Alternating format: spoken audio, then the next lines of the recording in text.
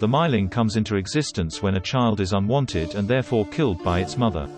It can be heard singing in the night, thereby revealing the mother's crime. Ways to help the myling is to give it a name or to find the corpse and bury it in holy soil.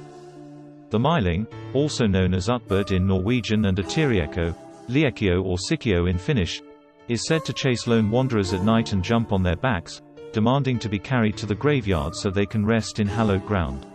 Mylings are thought to be enormous and apparently grow heavier as they near the graveyard, to the point where any person carrying one, or more, could sink into the soil. If one should prove unable to make it into the cemetery, the myling kills its victim in a rage.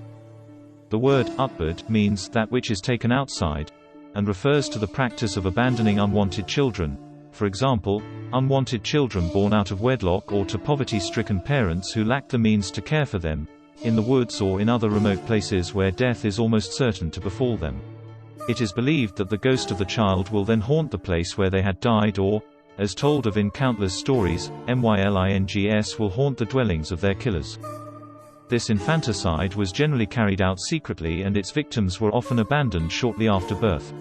From the perspective of certain Christian denominations, the babies were thus denied baptism, acceptance into the church, and proper burial. As such, they could not rest peacefully. The belief that Mylings are enraged and seeking revenge is what gave them the reputation as one of the most menacing types of ghosts in Scandinavian folklore.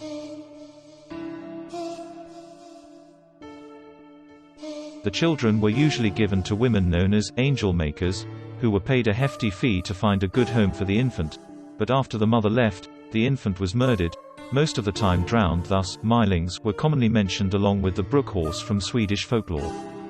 Mylings generally appear to be pale, dirty, malnourished, 6 to 12-year-old children.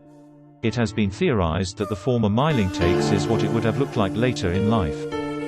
Mylings will stalk lone travelers in the area they were abandoned, and attempt to leap onto their back. If they succeed, they are impossible to dislodge and demand to be brought to the nearest graveyard for a proper burial. As they get closer to the graveyard, the myling becomes heavier and heavier. If their victim stops or cannot carry them into the graveyard, they will kill them in rage and find a new victim. In other cases, the myling would appear to its mother, and complain that it is hungry. If the mother feeds the child, she will soon die, a hole ripped in her chest, and the infant will be at peace. Mylings, as a type of phantom, are extremely hard to see if they do not want to be seen and are immune to most attacks. Their ability to increase their weight as well as their vice-like grip are also notable, as their two most common ways of killing their victims.